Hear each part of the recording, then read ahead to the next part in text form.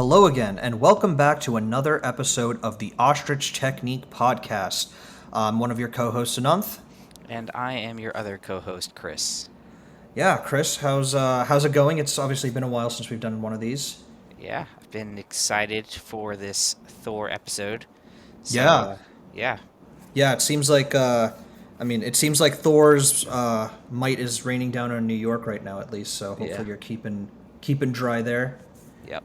Yeah, yeah. We're of course recording this a few days before it goes up, but right now there's some pretty bad rain going on in New York. But yeah, I mean Thor. It's actually been a while since I've seen this movie. I mean, did you? I mean, what have you thought of this movie? I guess from prior times. I guess going into this one. The first time I saw it, I thought it was fine. Yeah. Um, kind of the same thing now. Rewatching it, um, I think I didn't realize at the time I first watched it how big of a character arc Thor has. So it was Mm, kind of cool to rewatch it now, and then obviously knowing what his arc is in the greater MCU for films to come. yeah. He's definitely one of the better written characters, I would say. But Definitely. Yeah. yeah, I mean, definitely better than the Hulk. I would say. I mean, but yeah, yeah, no. It's interesting. I mean, this. I mean, I was thinking about this when I was starting the movie. That like in terms of like a swing, I mean, this is not like a Guardians of the Galaxy kind of swing, but this was, I think, really the first test in my mind for the MCU and like how interested people actually were, because this was definitely more high concept in terms of like it's a fantasy movie. It's not really like grounded in sort of like science, quote unquote, or realism like hmm Iron Man and the Hulk were. Um, and I mean, it worked, obviously. Like, people were receptive to it. It obviously wasn't like a huge box office hit. I mean, I think those started only coming like from the Avengers on, but yeah, I mean, I think it was a moderate success, I would say, overall. And I think it achieved what it set out to do, and it made Thor seem like a grounded and somewhat realistic character. It didn't yep, seem like it was totally just like people playing, dress up and, you know, pretend, which I mean they are, but it hmm didn't feel like it was chintzy or cheesy. yeah, I agree. Yeah, yeah, but yeah, I mean, I thought it was a pretty good. I mean, I was always kind of fond of the movie overall. Like, it's not perfect, of course. It's not like the greatest movie ever, but I think it's very charming in the way that it's set up. And I think the what really drives the movie is the sort of interpersonal dynamics that they really set up throughout the whole movie, and I think that really shines through. I mean, the hmm relationship between Odin and Thor, between Thor and Loki, between Loki and Odin. Yeah, I mean, especially the Asgardian side of things, I think is where the relationships are the strongest for sure. Yeah, uh, I agree. I think it's a good film. Uh, like you said, just kind of shows the relationships between all the different characters, and we are meeting a ton of, I guess they're all new characters. Yeah, So, exactly. yeah, I think it was a good job, kind Yeah, of displaying that. yeah. I did also want to mention the last thing. The what is it? This was the last movie that they shot on film, like actual 35 millimeter film, I did, versus yeah. yeah. This is the and every movie after that. I hope I didn't steal one of your No, you trivia didn't. Luckily, you did questions. not. But I did see that in some of the trivia that I was trying to look up. Yeah, well, I mean, it was. I mean, I have to say, I do really miss the look of film on hmm these Marvel movies. Like, it doesn't seem I as like agree. gray and washed out that like some of the later movies do, especially as we go into like phase two and three. Yeah. I think they definitely. I mean, they've tried to fix that a little bit with the sort of being more colorful and stuff as you went on, and I think some standouts definitely, like Guardians, as we go later on, were really sort of flying in the face of the sort of colorful nature of the otherwise sort of gray rest of phase two and three. But yeah, I really miss the film style, and honestly, Marvel could afford going back to film. Like, I know it's more expensive technically, but they could definitely do it. I think they should. I mean, just it adds to the feel of Yeah. these movies. Like the early MCU films, they feel a lot more grounded, in reality. Versus now, Hmm. they're just not on film; they're all digital. It's like, okay, well, this is a Yeah. clear CGI background. It just doesn't feel as down to earth. Yeah, obviously, some films are in space. Like even like this movie. good portion of it takes place in space, but it Yeah. still feels enough grounded. I think part of it is because of the film. Yeah, no, definitely. I mean, it's not like they're obviously, filming in space. I mean, you could do CGI and all this stuff with film, but Yeah. it definitely there's a quality to the picture and the way that it looks. Like the colors are richer and deeper. And I mean, it's not all on the film. I would say definitely the set direction, the art design, all of that stuff. They did a really good job, I think, really setting up the world of Asgard overall. But yeah. Yeah, but I mean, I think we've sort of set it up long enough. I think we can just sort of jump right in. Sound good to you? Sounds good to me. All right. Yeah. So why don't you set us up with the, I guess, basic sort of intro for the movie? Sure. So this is the first Thor movie. So it's about a powerful but arrogant god, Thor, who is cast out of Asgard to live amongst humans in Midgard, also known as Earth, where he soon becomes one of their finest defenders. Now, this movie is directed by Kenneth Branagh, and it stars Chris Hemsworth, Anthony Hopkins, and Natalie Portman. Mm-hmm. Yep. Yeah, I mean, and I guess just to briefly mention, really stacked cast in this movie. Like surprisingly, there's a lot of really big name actors in this movie that are almost wasted in some ways, I gotta say. Mm-hmm. Like we have Stellan Skarsgård, we have Jeremy Renner, Idris Elba, Renee Russo, Renee Ray Russo, Stevenson, yeah, Ray Stevenson. I mean Jamie Alexander. I'm trying to think who are some of the other big people that like randomly pop up. Like Kat there's like, Dennings. yeah, I mean Kat Dennings, Two of Broke course. Girls. Two Broke Girls, truly the biggest star there of all, and of course, I mean Natalie Portman, multi Academy Award nominated and Academy Award winner. Like this is a surprisingly stacked cast, and I have to say they do not use a lot of them. They barely use some of these people. Yeah, I agree. But yeah, I mean, good cast overall. Just not everyone was as good as some of the Asgardians as we were mentioning. But yeah, I mean, I guess we can just sort of jump right into the beginning of the movie, or I guess Act One overall. I mean, were there any key moments? I mean, we don't have to go through scene by scene, but we can just sort of talk about Act One as a whole. Starting off, of course, with the science crew of Jane, Eric Selvig, and Darcy, sort of looking out for some sort of space anomaly, and they end up finding one, which ends up being Thor being banished to Midgard. But yeah, I mean, what did you think of the opening of this movie, Chris? I thought it was okay. Yeah. As a first, I mean, obviously not my first time viewing, but I think as a first time viewer, obviously you're like, what is going on? Who are these people? Yeah. And then obviously they don't circle back to it later on. Mm-hmm. And it was also a very just dimly lit scene because it was at night. So, yeah, for me, it was just I could see it being a little confusing. But I mean, I always like a little tease that comes back and they circle back and explain how it gets there. But just for me, it was okay.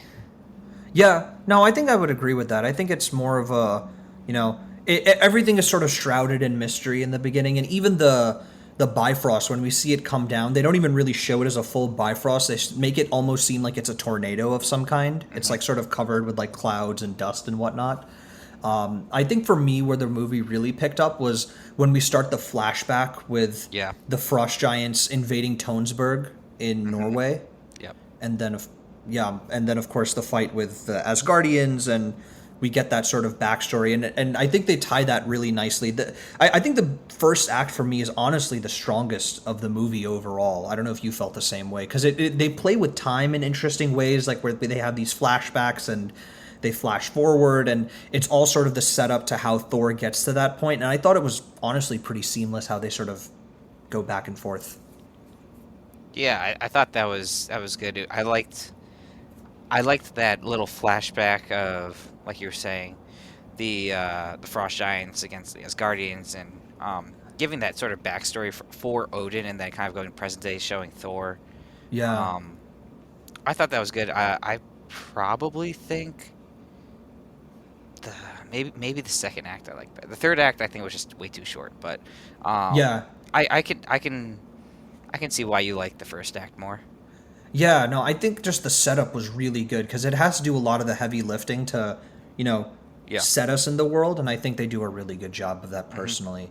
But yeah, I think, and it's also a nice little sort of tease later on that Tonesburg is the place that they set up New Asgard in the later movies. So Yeah. And yeah, so nice little. we'll get to Captain America, the first Avenger too, but that also plays a role in that movie very briefly as well. So it's like always, Yes. the Yeah, center of yeah, Norse mythology, I guess, for the yeah. MCU. Yeah, exactly.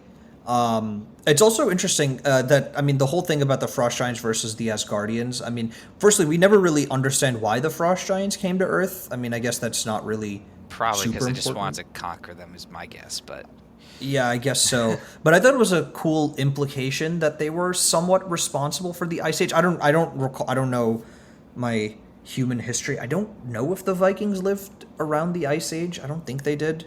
But it seems like there was some sort of Ice Age, or the yeah. world was colder with the frost giants around, or something Hmm. like that. So interesting, I guess, geological sort of Yeah. tie-in. But yeah, and then of course after all of that, we're introduced to Asgard, as part of that whole setup of the Asgardians and stuff. And I gotta say, the music, I mean, the music again here, like the music to set up Asgard, really good music, I think, overall, like that Asgard theme, which we don't really get a ton of. Like, again, it's sort of the whole theme of the MCU in the beginning with music, where they have these musical themes and then they just don't really carry them over. Though we do get I know, taste of this Asgard theme at the end of Thor Ragnarok, which was kind of nice, but yeah.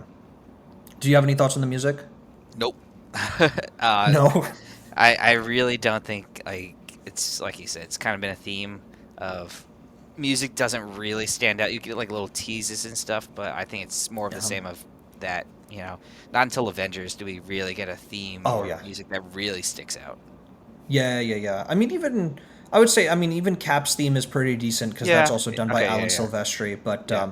yeah, I mean, it's all like, again, there are individual themes here and there that like stand out. Like even the like how we talked about in the Iron Man episode, the scene where he's on the test flight, like that has really good music. But it's always moments. There's never really sort of a cohesive Hmm. musical language to these movies that I think Marvel starts addressing that a little bit later on, but it's not like Star Wars, for example, where like the entire movie has like a very clear sort of musical Yeah. language that they're setting up from the beginning to the end. But it's also hard to compare to Star John, Wars music, which is almost iconic. So I Mr. mean, Mr.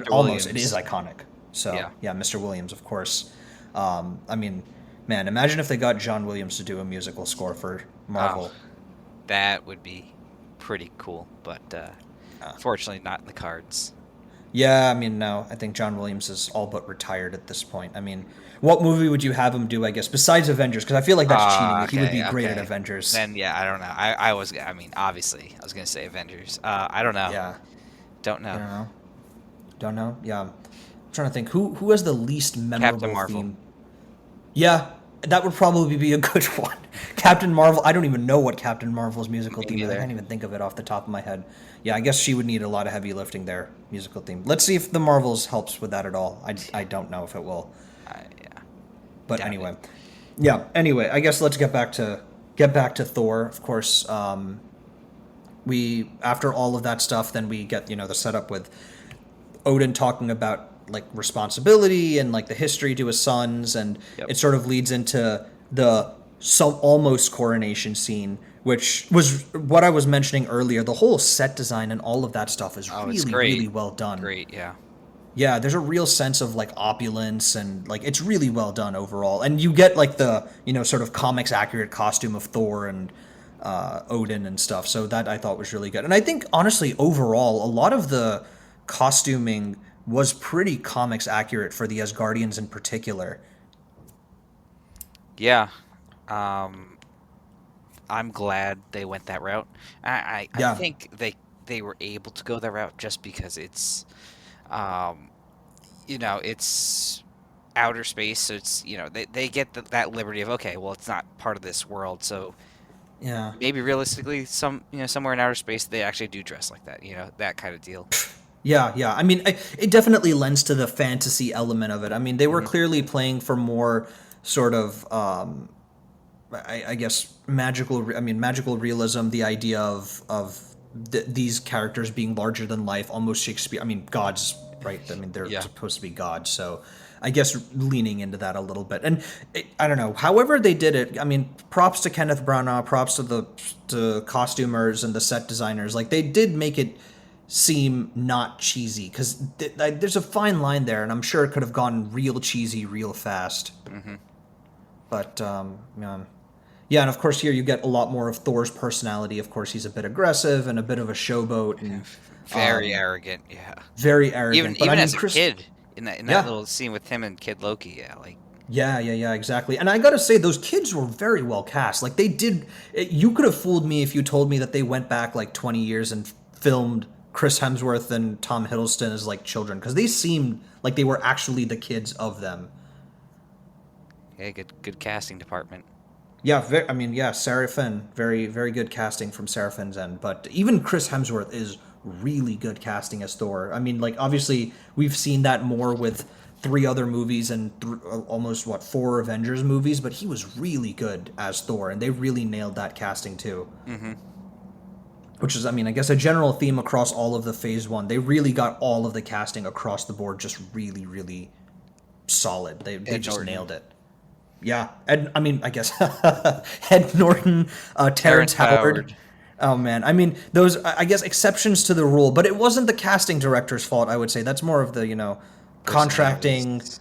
Ike Perlmutter. Well, Ike Perlmutter, I guess, was more with with Ed Norton more than Terrence Howard, but that was more like contract stuff, Yeah. unfortunately. But I mean, they were still well cast. I would say they did good in their movies. We've discussed that. Hmm. Yeah, just different takes than what we ended up getting. But yeah, and then of course you see after the whole coronation scene, we get like all of the frost giants coming to steal the casket, is what they call it, and we get a peek of the destroyer sort of saving everything, and Thor getting impulsive and like wanting to, you know, try and defend Asgard's honor and go to Jotunheim and teach those sneaky frost giants a lesson and stuff. And I think here's where we get more like that whole sort of interaction between Thor and Odin and Loki sort of watching to the side is where you start getting more of those personal interactions for me. And I thought that again, these are the moments where the movie really shines for me, is where you see these guys interacting with one another. I don't know if you had any thoughts to add on their relationship, because for me that's definitely the strongest bits of this movie. I agree. Because this is the first time in this movie where we see Odin lash out at Thor, Yeah, and really just puts Thor in his place. Like, I forget exactly the line, but it was essentially Thor's like saying, like, as a king, are you gonna, I can't let this stand, or let them invade. And Odin essentially is like, well, you're not king. yeah, not yet. And then Yeah, yeah, like you said, you see like Loki off to the side, kind of observing, obviously very afraid, or intimidated at the minimum of Odin's wrath. yeah. Um, but I think that's a great scene. And yeah, just a lot of these interpersonal scenes are what make this movie. Yeah, no, definitely, and I mean, I mean, we talked about this with the Incredible Hulk episode, but it's really, I think, what was missing in the Incredible Hulk, where we really didn't get strong, interpersonal interactions that much. Like we got a little bit of, um, Betsy and Bruce and stuff, but like Yeah, it really wasn't as well developed the as I think chemistry some of the also just relationships here.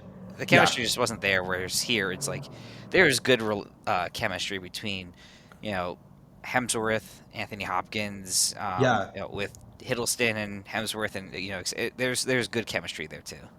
For sure, for sure. And of course, Anthony Hopkins, multi Academy Award winning actor. Like he's so good. I honestly don't know how they ended up snagging him for this movie, but he is really good in this. He was interested by the father son dynamic apparently. Yeah, well, I mean, it works very well here, and I guess them straying away from it in later movies like Thor: The Dark World and stuff is why he maybe lost a little bit of interest. But no, I'm really glad that we got him, and he does such a good job. There's almost that Shakespeare. I mean, I guess it's hard to It is compare this to Shakespearean, but fully yeah. Shakespeare. This is not as deep and intellectual as Shakespeare, but there is a Shakespearean quality to the interactions going on here for sure. Hmm. Hmm. Yeah, but of course. Yeah, I mean, it's also interesting here. Like after the whole interaction with Odin, the whole thing where Thor's upset and then flips the table. You see Loki sort of talking to him, and I think overall in this movie, Loki's performance or Tom Hiddleston's performance as Loki is really much more subdued here than like his later appearances. I think it's really from the Avengers on is where he becomes this really sort of more flamboyant and outwardly showy role where he's like sort of having fun with it. Yeah, I mean, yeah, I mean, I think it's part of the character development. Here is even here, it's a much more subtle approach, and you can Yeah. tell even at this point in the movie that he's trying to slowly influence Thor to act on his impulsions.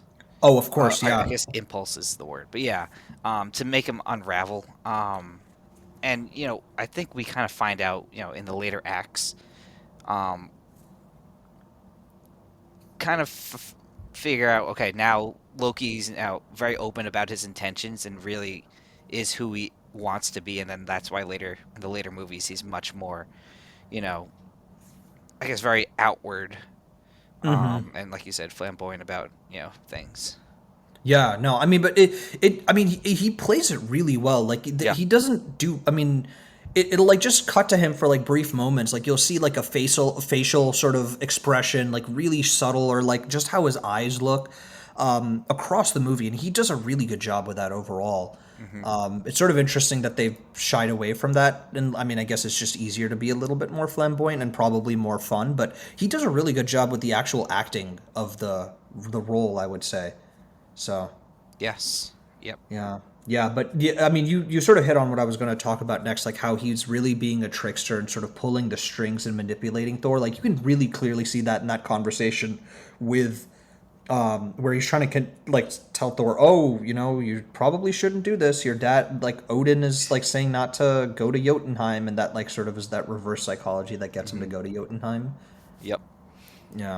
Um, And of course, yeah. And here we, of course, get a little bit of an intro to Lady Sif and the Warriors 3. yeah. But I gotta say, they're some of the most underused characters in the MCU. We just sort of get teases of them and we don't really see much of them, which is kind of a shame because I would like to know more about them, even like a one shot or like some sort of mini series or even like one of those like special presentations like they did Hmm. for Werewolf by Wolf. Night. Like, Yeah. I'd Yeah. like to see more about them.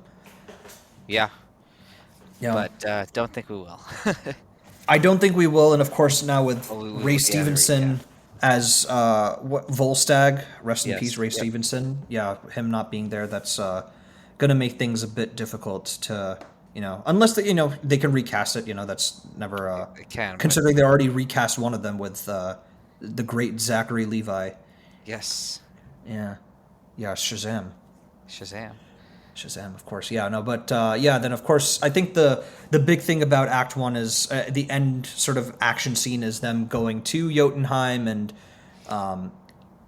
fighting off the frost giants and stuff. But Yeah, I mean, even in that, yeah, I mean, we'll end it with that part. I guess we won't end it with that part, but um, I that whole fight, you can see Thor is just way over in, or I guess way in over his head, yeah, and Laufey, the king of the Frost Giants, has like knew this was coming, and yeah, just it just shows you, I guess, it just is another show not tell sort of scene of how cocky Thor is. yeah, definitely.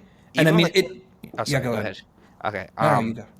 Yeah, I mean, like even when when Loki and the Warriors 3 are like, "Hey, dude, like we got to get out of here," and Thor is just whipping Mjolnir around, Yeah, having fun. It's just like this guy just does not care. yeah. Yeah, no, definitely. I mean, that's basically what I was going to say. That his own sort of almost ambition. It seems like it's almost an ambition to try and like prove himself and Hmm. prove himself in his eyes of his dad. It puts, I mean, his own friends in danger, and they're the ones that sort of pay the price for it. With, I think it was Fandral that ends up getting hurt, right? Yes, yep, it was Yeah, Fandral. yeah. So it was Fandral that ends up getting hurt. So yeah, I mean that's you sort of hit my point there. But yeah, it's interesting, and I mean, I will say the fight overall, not really well shot. Like it was like a lot of fast cuts. Like the camera was way too shaky for me. Like I couldn't really tell what was going on all that much. It was more just like sort of the vibe of them fighting, you know? I agree. I agree with that. Yeah. Yeah, but I will. I mean, the parts where you actually start seeing Thor like spinning the hammer and stuff, and like actually throwing Mjolnir around, like that stuff was. They did that really well. Again, they adapted the sort of fighting style of Thor from the comics, I think, pretty well Hmm. overall.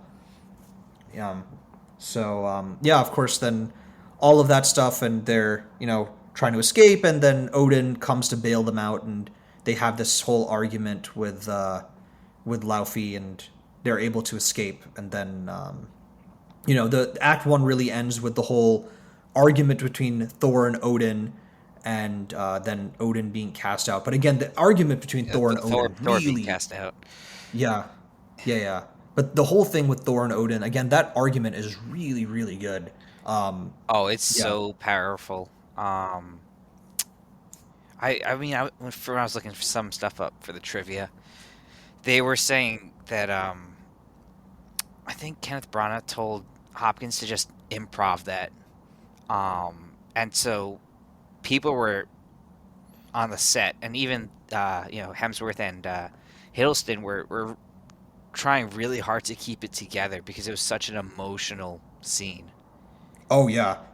Yeah, I remember reading that myself, I guess back in the day, and I know the one bit that like is pretty well known that he improvised is when Loki like says father and he just yells at him, "Aye," or something like that. And that was like just, in the moment of it, like Anthony Hopkins just sort of yelled. He didn't really say anything to Loki. Great actor. Yeah, I mean, he's won all those Academy Awards for a reason. Yes. Yeah, but And then yeah, I mean, yeah, we that scene ends. Thor gets banished to Earth, and then we hear Odin say the enchantment on Mjolnir. yeah. Yeah, And basically whosoever just shall saying, hold his hammer. yeah, yeah, say, recite it. Yeah, whosoever shall hold this hammer, if he be worthy, shall possess the power of Thor. There we go, and then zoom, Mjolnir back Yeah, to Earth or to yeah, Earth. yeah, and then of course we end Act One right where we started the movie with Thor sort of getting hit by Jane and the science crew in their car, and yeah, I mean that's the end of Act One. But yeah, I mean again for me just a really good setup overall. Act One, I would say for the rest of the movie. So yeah, any I guess final thoughts then? Nope, I think we are good to move on. Yeah. So yeah, I mean, normally we do the Stan Lee cameo thing after Act One, but Stan Lee rudely decided not to cameo in Act One, so we will be doing that after Act Two, and instead switch over and do our trivia section right now. So, of course, last episode, I did the trivia where I asked the questions for Chris from The Incredible Hulk. So this time it is back to me, and I will be answering some of Chris's questions here, and let's see what he's cooked up. Oh, let him cook. Um, so question number one for you, Anub. Hopefully you should get this. I want to throw in at least a layup here for you. Okay. Which actor initially auditioned for Thor, but was given another role in the film instead? Wow, gee, who would that be? But of course, Tom Hiddleston. That is correct. That Yeah. is correct, and I'm sure we both have seen Hiddleston's audition tape online on Yes. YouTube or something. But Yeah, yeah, yeah, yeah. With the black hair, the black wavy hair going around. But yeah, no, it was. I mean, it seemed like it was a good audition. But I'm very glad that he's stuck with Loki because I mean he is so good as yeah, Loki. yes. Yeah. All right, one for one. Uh, so which two Asgardians are siblings in the comics, but have no indication of being related in this film? Huh. Interesting. And these are Asgardians we actually see in the movie. Yes, they are not like background characters. They're not background characters. Okay, interesting. Uh is it Odin and Heimdall? It is not. It is Lady Sif and Heimdall. Oh, really? Wow. Okay, interesting. Yeah. Interestingly enough, this is not part of the trivia, but Yeah. apparently in Norse mythology, Odin and Loki are brothers. Oh, really? Yeah. Oh, wow. That is interesting. I mean, I know that they stuck with like the right thing of, Loki being the son of Laufey because that is also in Norse mythology, but I did not know that they were yeah, Yeah. interesting. They also did a little gender bender on Laufey. Oh, Um, is Laufey supposed to be a woman? yeah, it's a goddess. It's actually Goddess. Oh. apparently it's a um, pretty popular female name in like Iceland or something like that. I actually do think that I've heard that. Yeah, so that doesn't that that's interesting, huh? I didn't Yeah. even think about that. But anyway, okay. Next question. Yeah. Who is Dr. Donald Blake in the comics? Oh, well, yeah. This one's Thor. I mean, that was one of my points in Act Two, but that's his human alias name. That is correct. Yeah, it is his human alias. Essentially just a human host that Odin creates for Thor when he gets banished, and Thor Mm-hmm. just has no memory of his Asgardian life until he is able to be worthy and wields Mjolnir. Um, Yeah. but yeah, obviously, we'll talk about this pretty soon. But they take a different angle to that in Yeah. this Of movie. course. Yeah. Yeah. Yeah. All right, two for three. Yep. Question number four: what Okay. director met with Stan Lee and pitched the original concept of a Thor movie to 20th Century Fox in the 90s? Oh man. This one. Okay. Well, this one's gonna be tough. Hmm. Met with Stanley and pitched it to Fox. Is this a well-known director? Yes. It is a well-known director. Okay. Hmm. Can I get any sort of hint or no? Um, he has directed at least one comic book movie. Oh, he's directed one comic book. That's interesting. Well, at least one. At least one. So this means that he could have directed more. Okay. I mean, there's not so many people that have directed so. I mean, what was it? Sam Raimi? What a guess. That is correct. It Wow! is Let's Sam Raimi. go. Let's go. Wow! I did not know that he pitched a Thor movie. Wow. Yeah, him and Stan Lee pitched it in like 91 or something, and the studio was like, ha, no, these type of movies, comic book movies, just don't make money. We're not going to do it. We don't really Wow. understand it. And then it wasn't until like the first X-Men movie came out where, comic book movies really start to take off, and then, the idea of a Thor movie kind of came back. And so they Mm, were gonna do like a TV special starring Tyler Mane, who actually played Sabretooth in that first X-Men movie. interesting. Interesting. Wow. Well, that was a total shot in the dark, but I'm Hey, not you got complaining that it. I got that. Yeah. Wow. All That's right. wow. I cannot imagine how different a Sam Raimi Thor movie would have been. Yeah, yeah. Wow. But I'm glad that he stuck with Spider-Man because man, he cooked with those movies. What about Doctor Strange? Oh, I mean, it wasn't a bad movie, I would say, but that's we'll get to Yeah, we'll get to that. Multiverse of Madness when we get to it. Yeah. Final question: which actor was the first choice for the role of Thor, but turned it down? I know this. Oh man, I know that I've seen this before. Uh, God, this one. Oh my God, was I mean this It wasn't Liam Hemsworth. It wasn't his brother. Are you thinking of his brother, Liam Hemsworth? Is that your final answer? I'm gonna put that as my final answer. Yeah. It is not, although he was in competition for the role. You're right. Yeah, that I knew. Um, Who were you thinking of? 007 himself, Mr. Daniel Craig. Really? Wow. I cannot picture Daniel Craig doing a superhero movie at all. James Bond not a superhero to you? I mean, I guess some of the ones in the middle he gets kind of goofy, but no, I mean, even then I could not see him being a superhero. Like, I mean, specifically Daniel Craig, I just cannot see him doing a superhero movie. Interesting. But I don't know, yeah, but yeah, I wow, mean, he turned it down because of the commitment, or I guess time commitment, probably, um, to the Bond franchise. makes sense. When did? Cause yeah, Casino Royale came out in 2006, I think. I forget when Casino Royale came. I think it came out 2006, 2007, and then the next one, Quantum of Solace, came out in I think '08, and then Skyfall came out in what, like 2012 or something. But I guess that's not to the point. But yeah, I guess he was busy with James Bond stuff then. Yeah.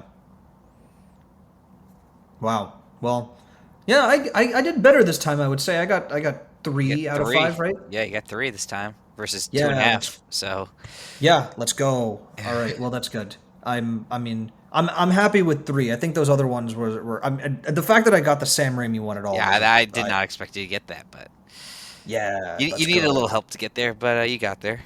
I did. Yeah. I mean, you gave a good hint. It wasn't too it wasn't it didn't give anything away, I would say. So that was a Yeah. good hint. All right.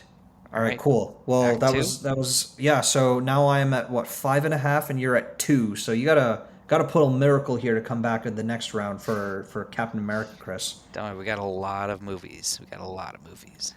That's true. That is true. Yeah, we do have a lot of movies, but yeah. So we'll keep. So right now, like I said, the score is at 5.5 to 2. But of course, we'll tally up everything at the end of phase one, and we'll see how things go from there. Hmm. But yeah, okay. So I guess we can just jump right into Act Two. So Act Two is more uh, Thor being on Earth here. So of course, start off with him being taken to the hospital and um, trying to get out of being restrained and stuff. And at the flip side, we sort of see Mjolnir also falling in the desert and someone finding Mjolnir. Yeah, I mean, I think for me, Act Two sort of overall gets a little bit messier in terms of because it's like trying to tell like a bunch of different stories at the same time, because it's telling like Thor on Earth, it's telling the science group story with Jane and stuff. Then you also have like Shield and stuff with And the hammer, and then of course you also have the Asgard. Asgard stuff with Yeah. Loki, and then the warriors and Sif and stuff. So yeah, I mean, did you have any, I guess, overall thoughts on Act Two? Uh, yeah, I think overall, like you kind of said, telling a lot of stories. So I did Yeah. feel like it was the beefiest. Had a lot going on. Yeah. Yeah. I personally didn't mind it too much. Hmm. I think this is where we see a lot of the beginning of Thor's sort of character change. Hmm. Him starting to learn how to live without power and be humble. And then Yeah. obviously the flip side, we see Loki now really, becoming power hungry. Yeah. So Yeah. Exactly. Yeah. Um, yeah, and I think, I mean, it's interesting because I was thinking about more of Jane's role, because, I mean, I think you would agree that the whole science group, like Jane and stuff, they aren't, I would say, the greatest characters in the movie. no, no. Yeah, Jane in particular is pretty underbaked as a character.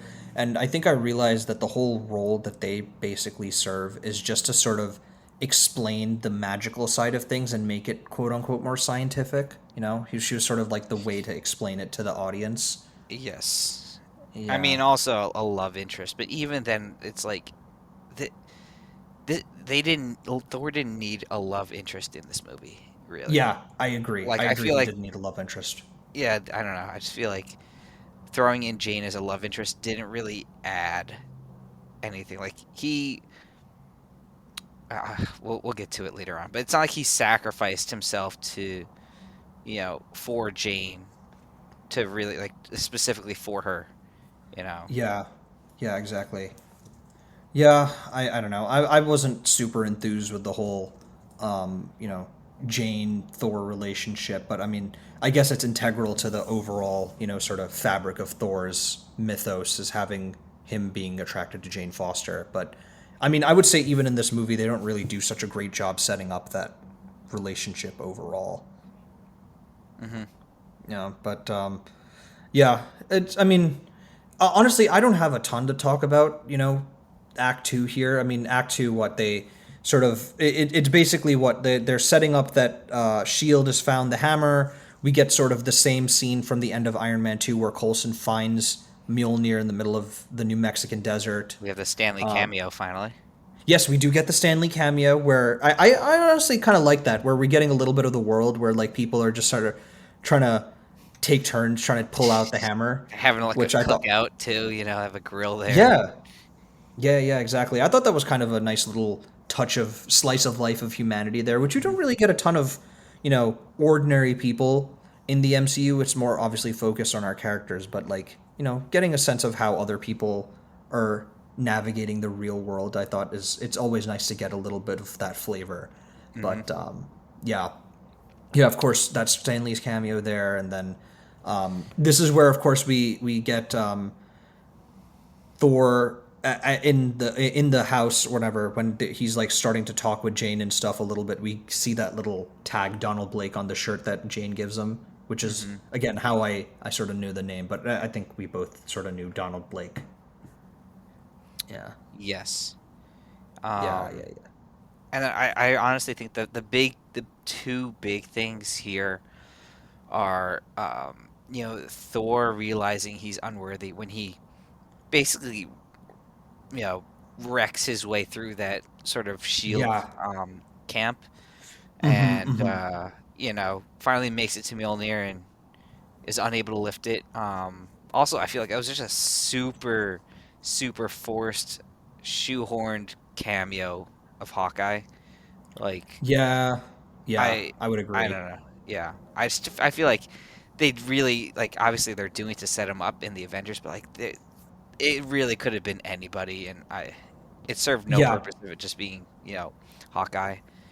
Yeah, Um, exactly. I mean, at least it wasn't like obtrusive that it was Hawkeye, you know, but like I think anyone other than like a comic book fan that sees him pop back up in Avengers, they'd be like, who is that? Like he's sort of came out of nowhere, and they'd be like, yeah, no, actually he popped up in Thor 1 in the middle of the first movie, but like it's yeah, he's not you know, he doesn't really serve much of a purpose other than like, oh, look, it's he said Barton, he has a bow and arrow. yeah. But yeah. So, Yeah. so I would say, that whole scene is probably the most important one of Oh, this for sure. act that at Yeah. least occurs on Earth, and then we have a really, really good scene in Asgard where Loki goes to touch the casket of ancient winters because I guess in the first act he was touched by a frost giant during that battle in Jotunheim and realized, like, hey, I'm not getting like frostbite or whatever. What's up? His skin's actually turning Yeah. blue, so I Hmm, guess hmm. he's curious, touches the casket, and obviously his entire skin turns blue, and he has that confrontation with Odin. Yeah. Um, I thought that was a really great scene between the two characters. Again, what makes this really a good movie is those little moments and interactions, and Odin essentially, like, admitting he stole Loki, or I guess adopted him, and as and never told him his entire life. His entire life has been a lie, and that definitely adds to Loki's frustrations and angers at his adoptive father. Yeah. No, definitely. I think you sort of hit at the two major points in the whole movie overall. And I think I mean that whole interaction is really powerful. I agree between Loki and Odin.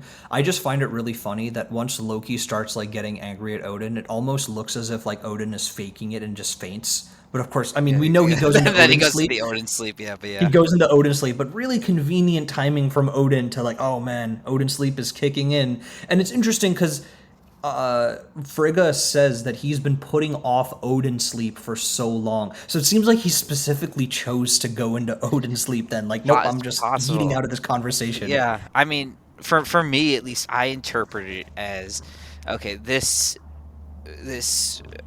interaction is just too overwhelming for me. Like, I've already, like you said, been putting this thing off for too much, and even Laufey says, like, you look weary. Um, Yeah, yeah, and I yeah. think it just got to the point where it just overwhelmed Odin, and he just, like, he fell fell into the Odin sleep. No, no, no. That's probably the right interpretation of it. That's probably what they were going for. I just found I just find it really Yeah, funny yeah, that it's convenient. Yeah, it just happened to be timed. Yeah, it was very convenient that he happens to go into Odin's sleep then for sure.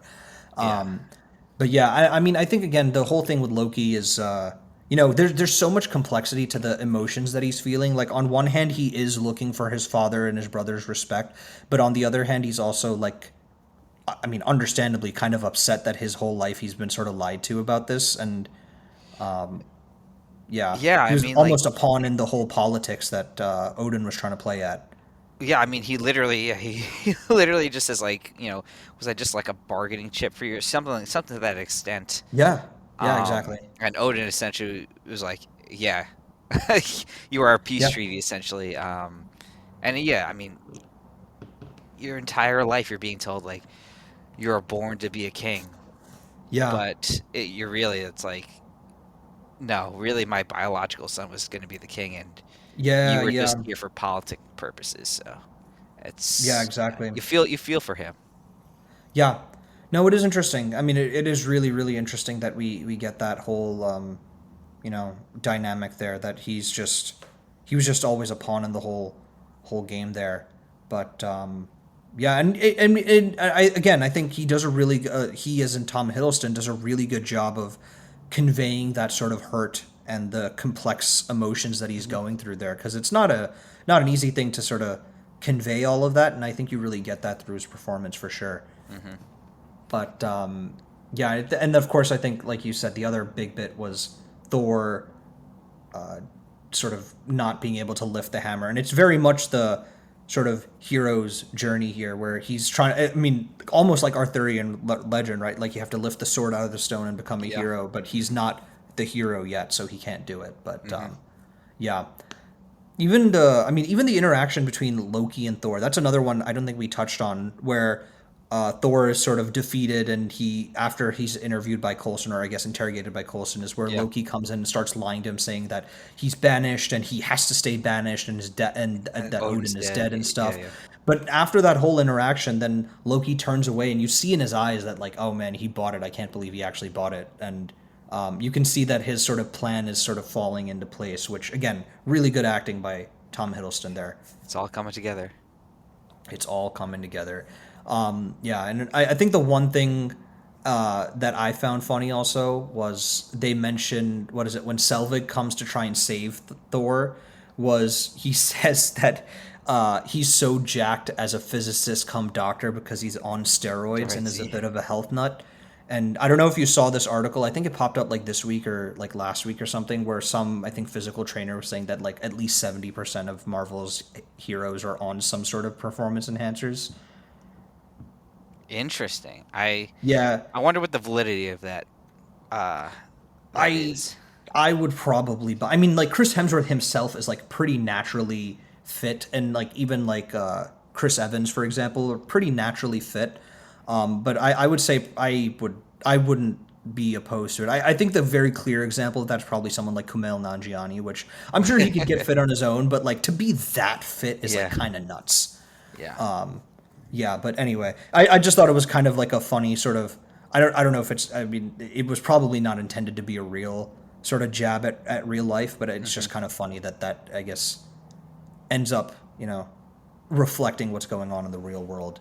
But yeah, I would say that, I mean, Act Two basically ends with Selvig saving Thor, and then they're in the bar, sort of talking about their and just sort of interacting, and you get a little bit more about like why Selvig is actually with Jane, seeing Yeah. that he worked with her Her dad, father. and Yeah. Yeah, and then it's honestly kind of sweet that he's kind of protective of Jane, and Hmm. you get obviously more that like he gets more that Thor is not really being disingenuous there and stuff. But yeah, yeah, yeah. I mean, I guess that's the end of Act Two. Did you have anything else you wanted to add there? No, I think we really covered that section. I Yeah, guess we could talk about cool. Stanley cameo, or I guess rank them. Yeah, yeah. So, I mean, of course, this one is Stan Lee in his pickup truck trying to pull out the Thor's hammer here. How would you say this ranks with Iron Man 1, or Iron Man 2 and Incredible Hulk? So, of course, Iron Man 1 was the Hefner one, Iron Man 2 was him drinking the soda and then having gamma poisoning, and then Iron Man 2 was him as Larry King. Did you say Iron Man 2 twice? Did I? I probably did. Iron Man 1, he was Hugh Hefner, No, I and think Iron I Man think 2, yeah. no, no, instead of Incredible Hulk, but yeah. Oh, okay. Yeah. Yeah. My But yes, bad. you got it right. You got it right though. Yeah, yeah, yeah. But how would you rank it? This one I put this one in the 2 spot. You'd put it in the 2 So I spot? have I have Iron Man 1 first. Mhm. I have Thor as the second ranked, Yes. and then I have Iron Man 2 as Larry King, and then I have Incredible Hulk as the last one. Gotcha. Okay. Okay. Yeah, I would probably agree with that. I would say it's probably second best cameo. So after Hefner, then I would say this one. Then actually no, no. You know what? I would probably put this as the best one so far, actually, because you get a little bit more of the personality of Stanley here, as opposed to the other ones. We don't really get too much of him. You know, it's just sort of like things Sure, happen to him. sure. So I would actually put for me Thor is the best. Then Iron Man 1. Then I think I put Incredible Hulk as the second one, and then Larry King as the last, because Larry King is literally just like a moment, like he flashes on the screen for like half a second. But All right, that's yeah, fair. That's fair. yeah, yeah. But I think that's yeah. I mean, pretty straightforward. Again, I think the Stanley cameo ranking will get more interesting as we get into the later Yeah. movies, and we actually have a lot more movies and can sort of place them in between things. But yeah, all right. I guess The then we can just final jump right act. into Act Three. I mean, Act Three isn't there isn't too much going It on here. really It's is more, not. Yeah. yeah, it's just basically the final fight. That we obviously find out what Loki's the one who let in the frost giants, and it's kind of interesting that Laufey's words in the beginning were true. That he said that someone in the House of Odin betrays you or something, and of course we find out it was Loki that sort of let them in the beginning, and we see that Heimdall is onto him. And then he freezes Heimdall with the casket. Yes, he does. He does freeze Heimdall with the casket, and here we finally get a little bit more of Thor and Jane interacting also. So this is the whole thing where, you know, here you call it science, and we call it magic, and I come from a place where it's one and the same, or something like that. Kind of And like what Jane they, was alluding to earlier. and shows him like the 9 realms or whatever, Yeah, and yeah, all that yeah, stuff. exactly. And then of course, here's where the warriors also come in to help Thor. I will say, I don't know. I never really bought the friendship that Thor had with the Warriors. Again, it was sort of told to us. We never really got to see it again.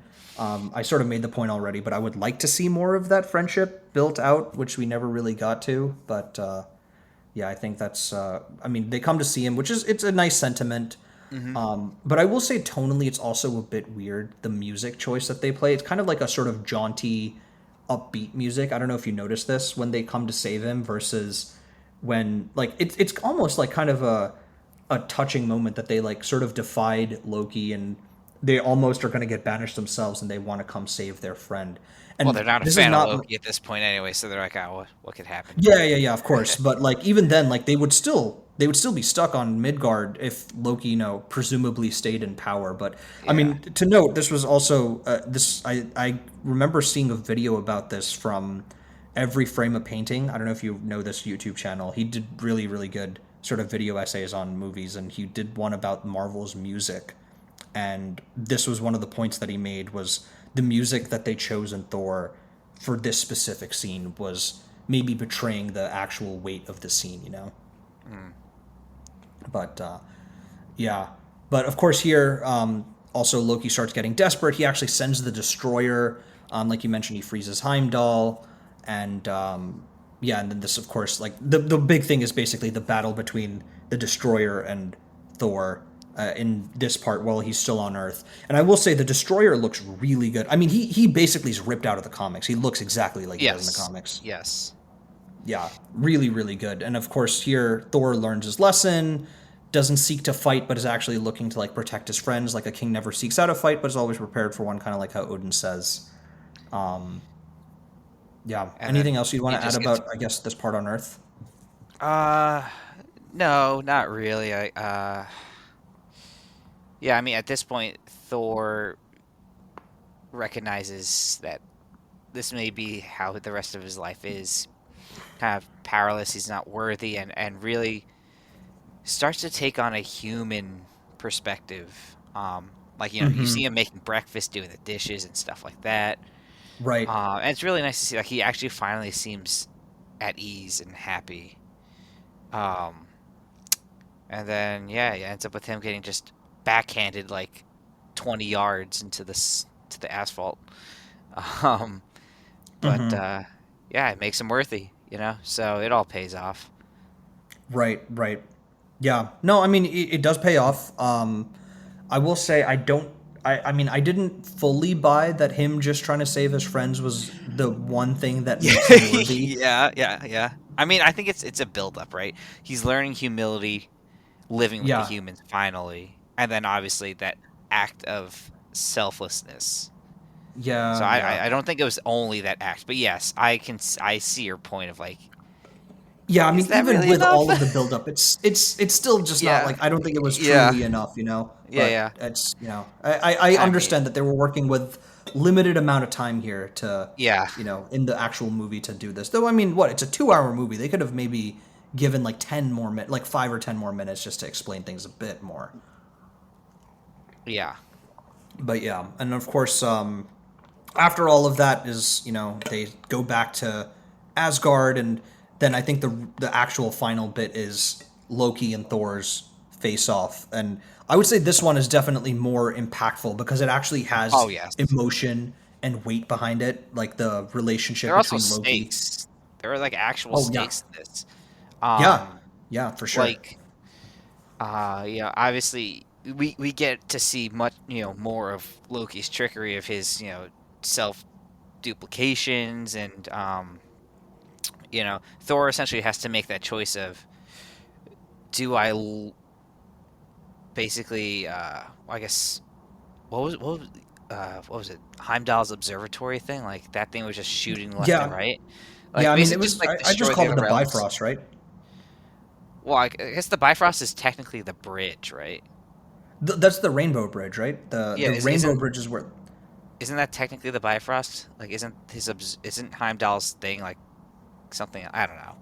I Either think the way, observatory is just the Bifrost because he was saying like this is the Bifrost or whatever. But yeah, I don't know. we'll do a quick Google Yeah, after this. But yeah, basically, yeah, Thor has to make that decision of do I, let this thing cut off um our connection, Asgard's connection to all of.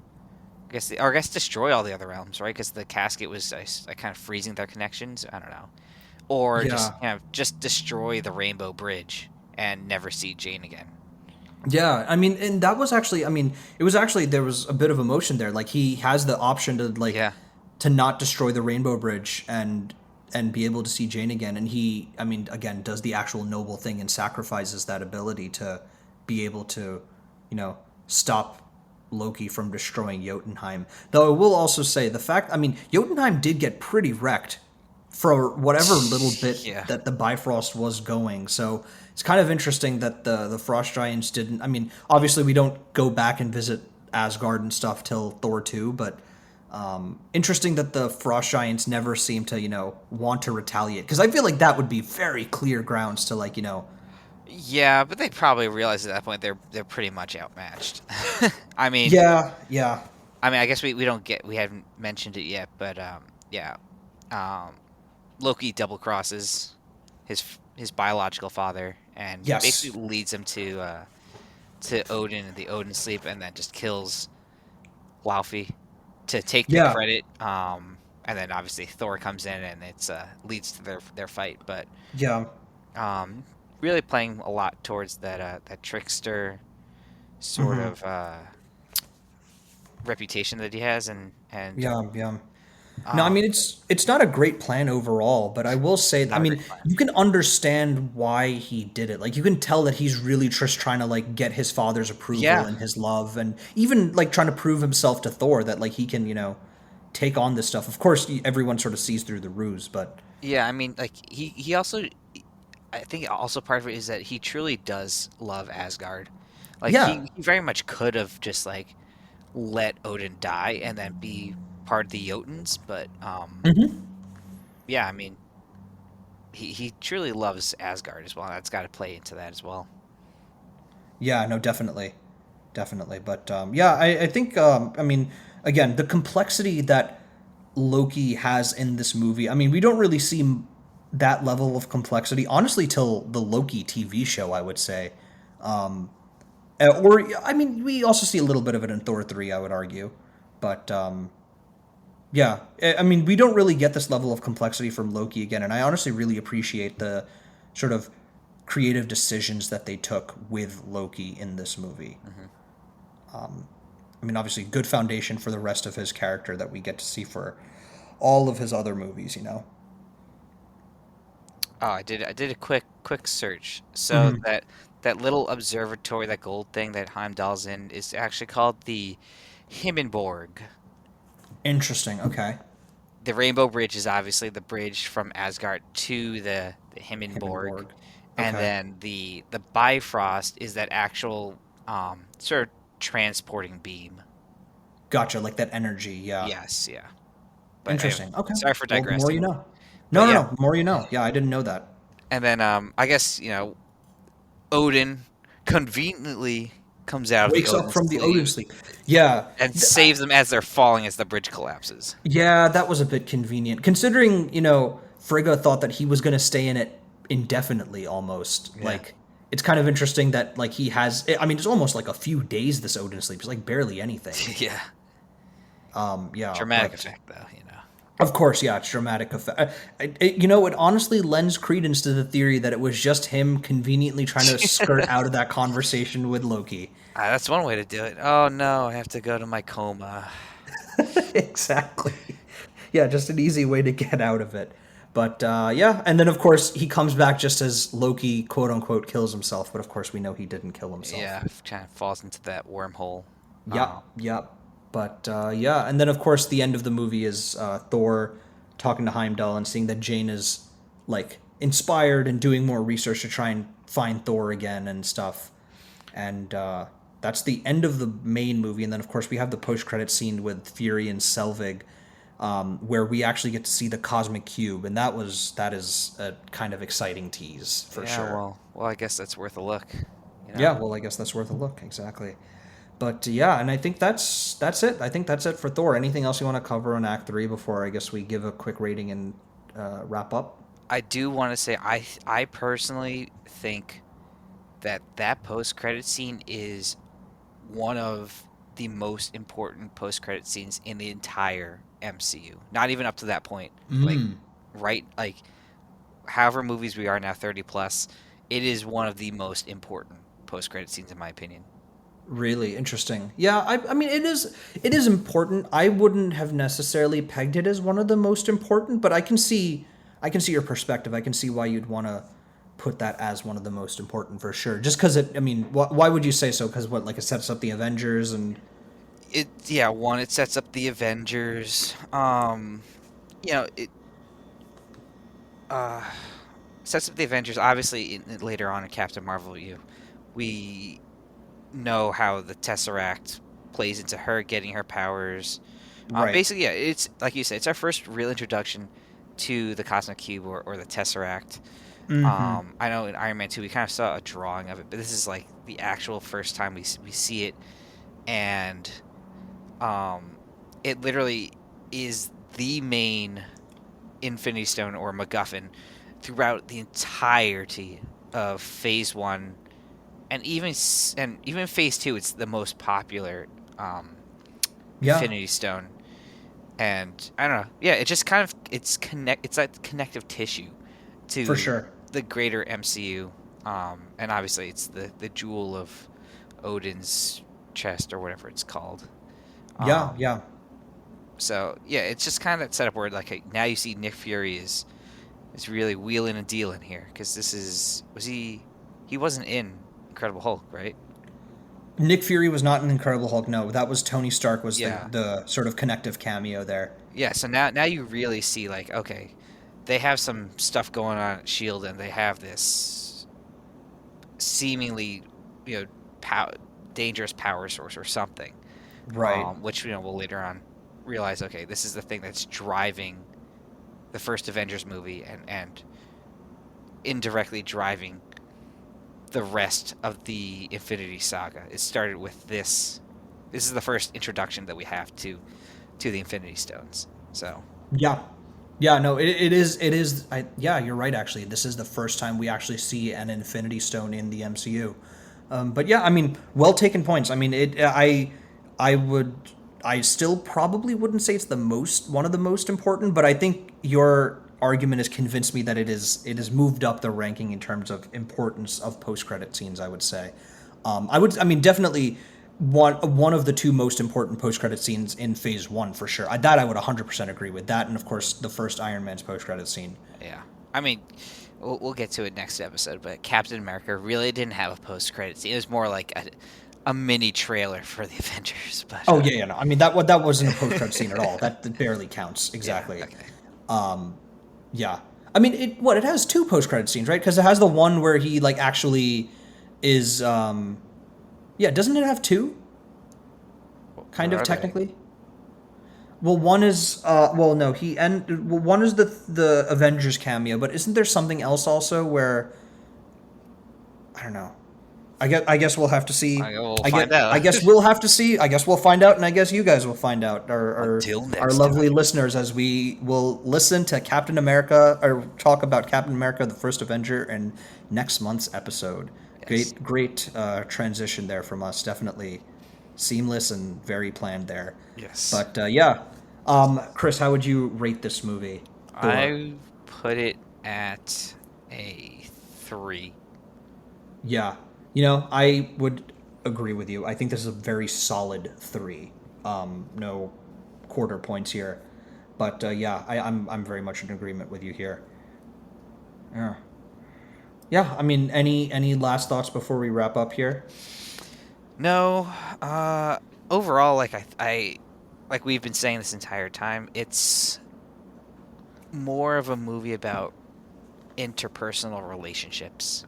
Mm-hmm. Um, really about a dysfunctional family, really. Definitely.